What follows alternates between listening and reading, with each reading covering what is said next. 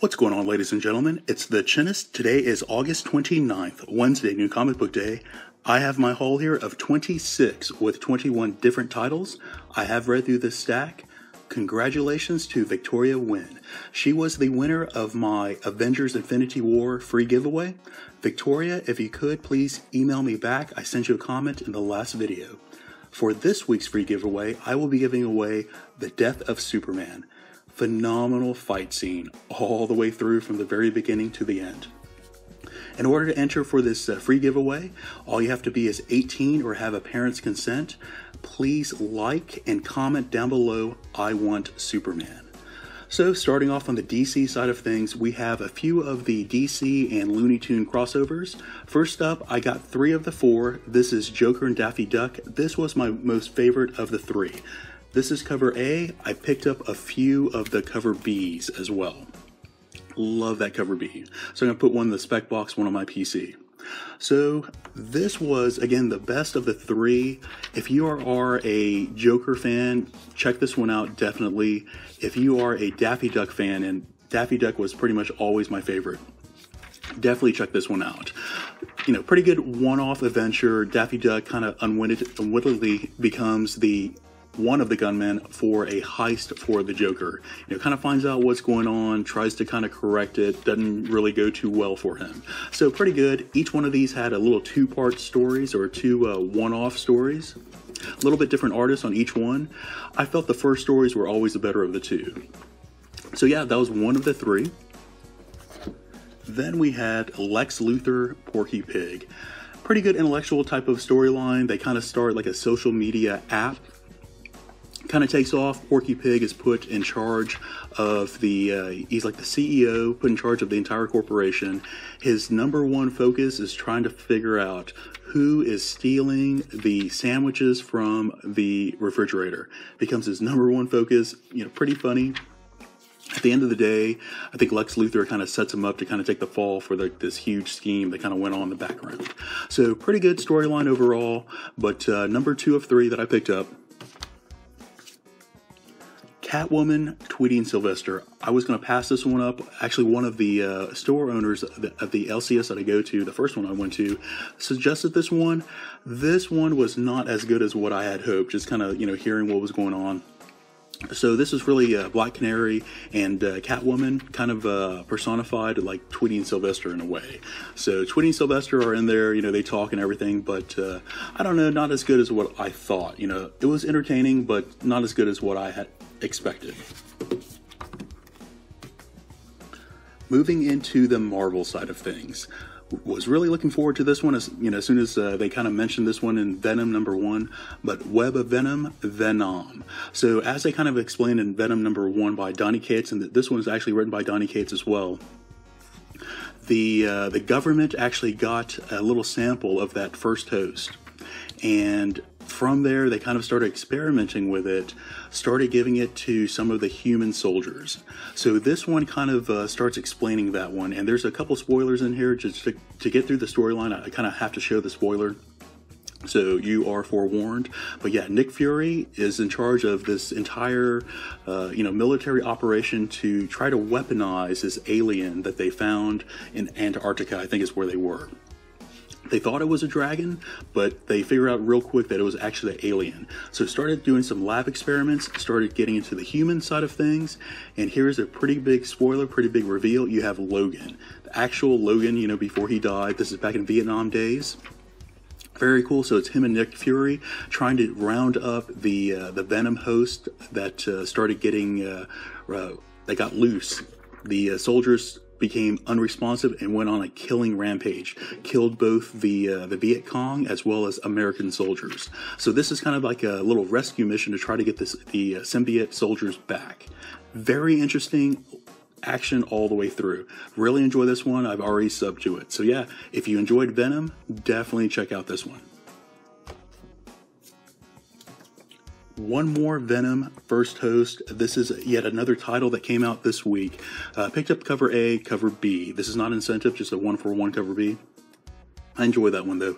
So this one is not actually written by Donny Cates. It's written by, I think it's Jim Costa. Last name is Costa. Mike Costa. Sorry about that. So this one kind of explains another alternate timeline, or I'm sorry, not alternate timeline, but went back thousands of years, went back to the original Skull Kree War. And this, they kind of explain where the original symbiote came from at the very beginning. So it was like some random planet, and they just kind of like picked it up off the ground. It looked like it was kind of a little bit different from everything else that was on the planet, and they started to weaponize it. So you see here not this skull. Yeah, I'm sorry, the scroll. Yeah, one of the scroll actually picks up and becomes like an agent with the symbiote, and that was the first one ever. So pretty cool. It's like the origin story of like Venom in its entirety. So yeah, another title kind of running concurrently with VeNam. Picked up a second print of Venom #4. So trying to pick up all the second prints now, you know, as long as it has like a different cover, it seems to be more of a collectible item instead of just getting like the color change in the title. But at this point in time, even those color change in the title are worth money now for some reason. So man, I'm picking up a lot of the second, third prints now at this point in time. Extermination. This has been a pretty good storyline so far. I didn't really think it would be. So they're trying to kind of get rid, or not get rid, but the time displaced team who's been here for a while now, since I think like 11 years now. I think they've been on this earth. So they're trying to clean up everything. Spoiler alert. If you have not read through the first one, I would say don't read through or don't watch this one here. But yeah, here it comes. From the last episode, we did have one of the X-Men die, which was the Bloodstorm. They actually killed off Cable as well. So there's 2 dead mutants, and Cable, the older Cable is gone, but they introduced this teenage Cable. So kind of a first appearance in #1 of the teenage version of Cable that we've never seen before. But he's completely badass. X-Men are getting together trying to figure out what's going on. They don't know it's Cable. They're about to find out. Great setup here so far. You know, very intriguing. Great action, great storyline so far. So yeah, Extermination. Hunt for Wolverine. So I kind of dropped out on some of the other, the 4 other titles for the Hunt for Wolverine, and I picked it back up here with Dead Ends. I was kind of aware of what was going on, but I just kind of quit picking up the floppies. It didn't really seem like it really went anywhere. So this one kind of you know, addresses those 4. They kind of mention it just a little bit. They kind of tie up those storylines, and they try to tie them up together here in this one issue. In this one issue, you kind of have Tony Stark with Daredevil. The banter between the two I thought was pretty funny to kick off this one title here. But yeah, they're kind of all coming together and explaining like this is what has been happening over the past couple of months or so, looking for Wolverine, for Logan, and you know, so they're far from it. They don't really know where he is, you know. So those were storylines that really went nowhere. But they kind of start off this new little storyline here for the next Hunt for Wolverine. So I will give you a spoiler here at the very end. This was actually like the first appearance or the first cameo of Wolverine's new claws, and I think that they are called the Inferno claws or the Hell claws, something of that nature. Guys, if you could comment down below.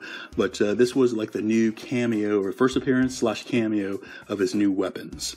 So yeah, if you're into that, pick this one up. Hunt for Wolverine, Dead Ends #1. Alright, one more X title. We have X-Men Grand Design. This one still focuses on the new team from X-Men #94 on.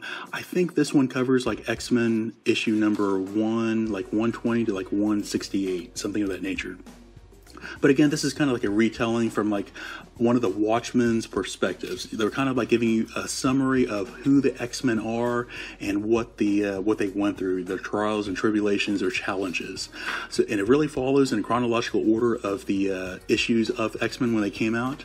Great stuff. So if you are an X-Men fan, I highly suggest for you to pick this one up. Kind of like a retelling of the stories that we already know, but just kind of from a different perspective. Pretty cool to read through it again, in my opinion. So yeah, X-Men Grand Design.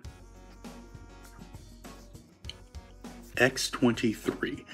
Absolutely love Laura and Honey Badger, man. Love those two together. I really enjoy Honey Badger.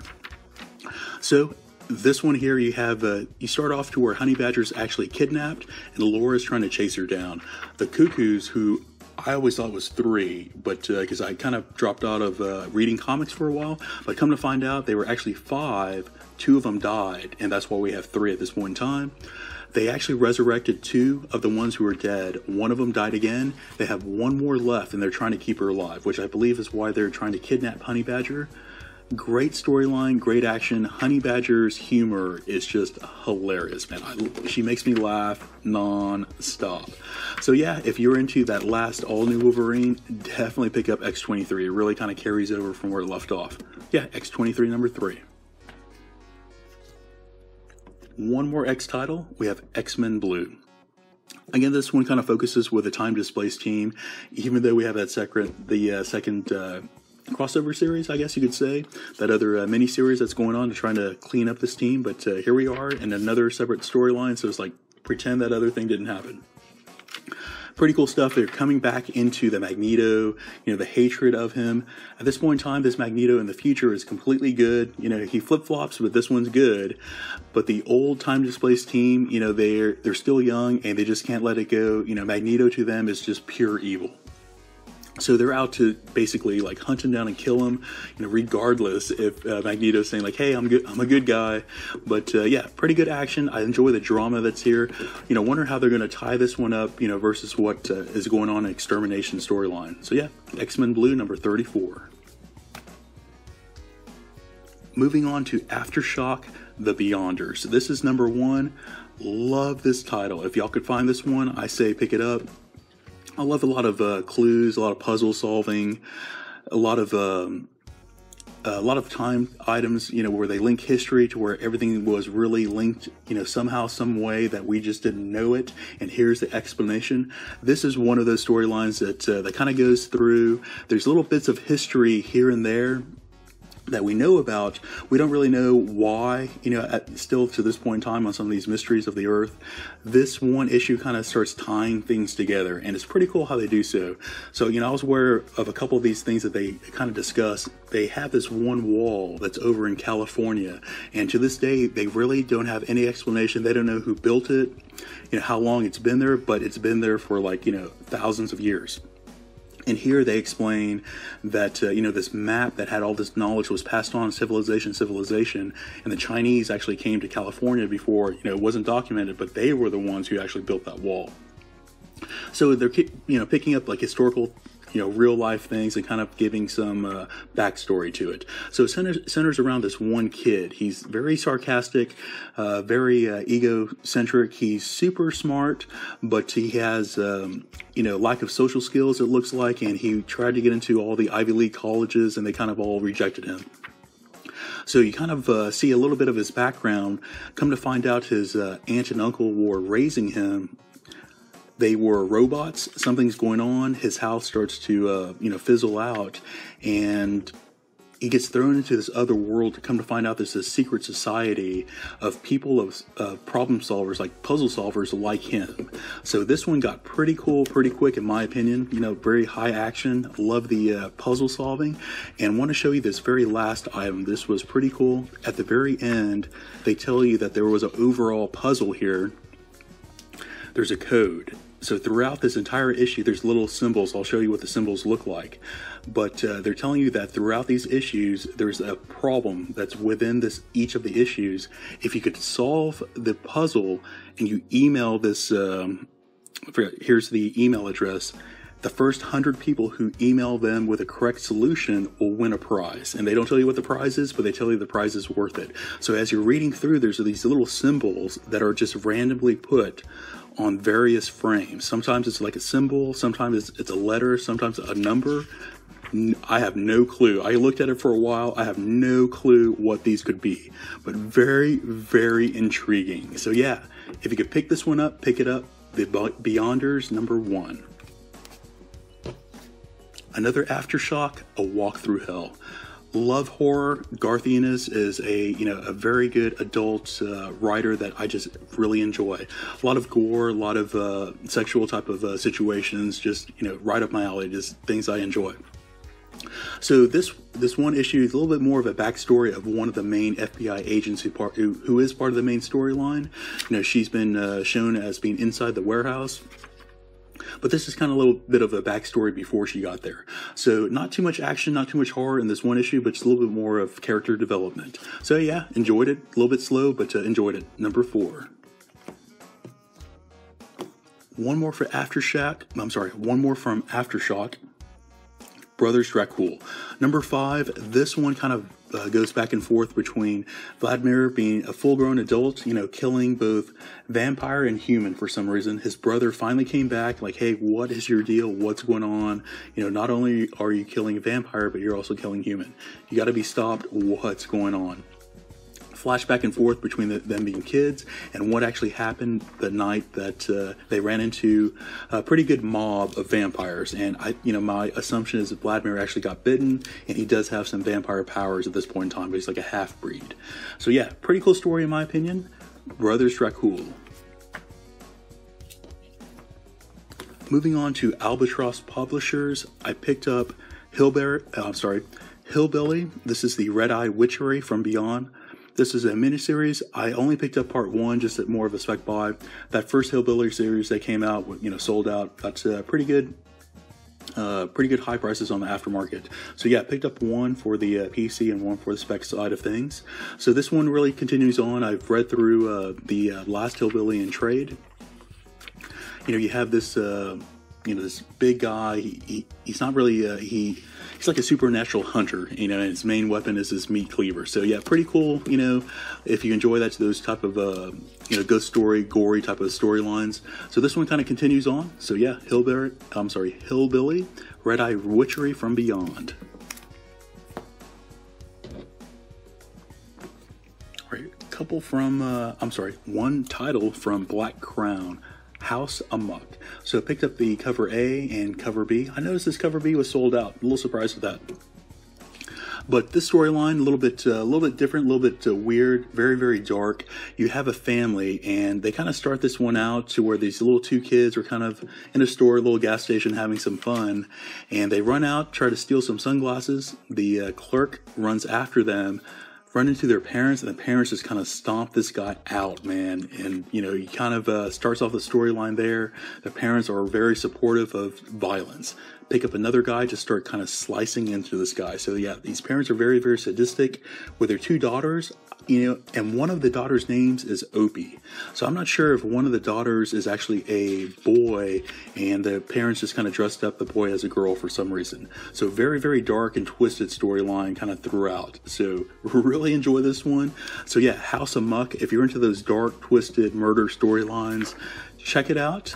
Very much supernatural things going on in the background as well. So yeah, House Amuck, number 1.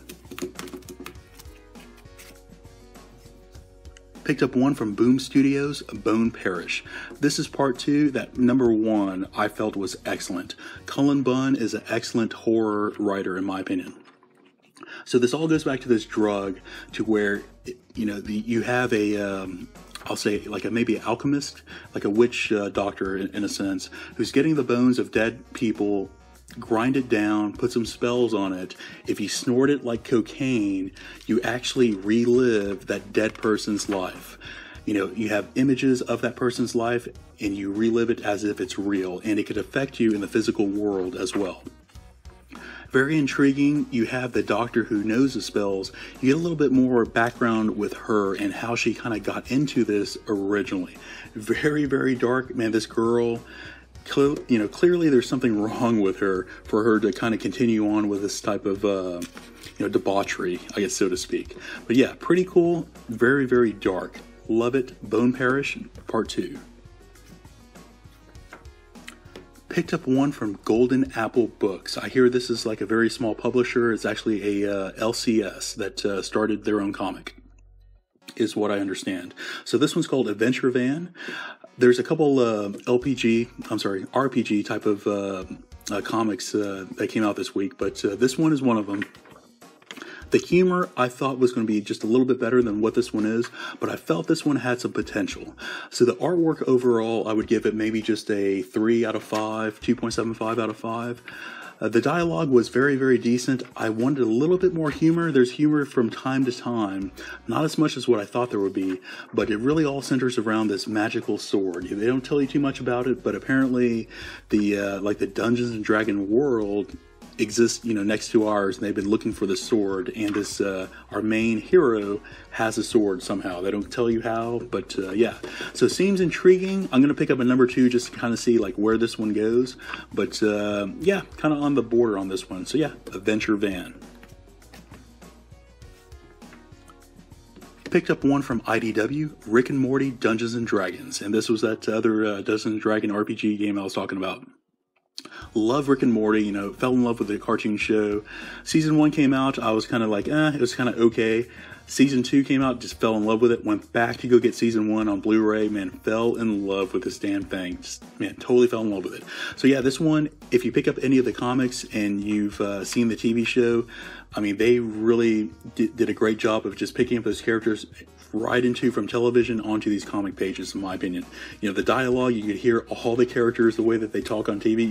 You kind of hear them, as you read through, you hear their voices in your head.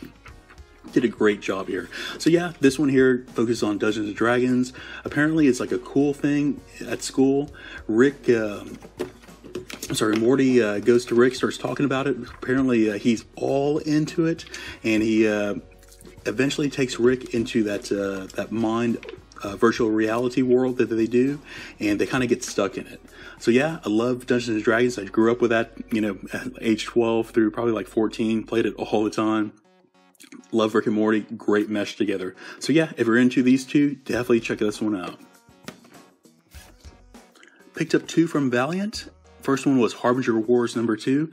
I absolutely love that first Harbinger Wars that came out. I was really looking forward to this, but this one has not been, as exciting as what I thought it would be. It has not totally lived up to expectations. Artwork is very, very decent. However, the storyline is, not really there. They started it off very, very well with Livewire, making the entire Earth, did like an EMP bomb to where she wiped out like all electronics, basically, like shut it all down. It started off so well, brought like all the big Valiant players all together. They all started fighting, but I don't know, it kind of like fizzled out. Once they got together, it just kind of, the storyline kind of plateaued, in my opinion. So yeah, this has not lived up to all my expectations. So I want to see how this one finishes up, but definitely that first Harbinger Wars, man, that thing blew me away. This is a little bit of a dud so far. So yeah, Harbinger Wars 2. Last up from Valiant, I had Man OWar. Love this character, a character I just really got into, end of last year and really more this year. This entire story arc has really been focusing on before he got his armor, before he was taken away by the aliens, actually abducted by the aliens. You went back and you really see that he was a complete badass before he even got this armor. Great character development, in my opinion. A lot of action all the way through. So yeah, if you enjoy Man OWar, definitely pick up this story arc that's been going on, a lot more character background.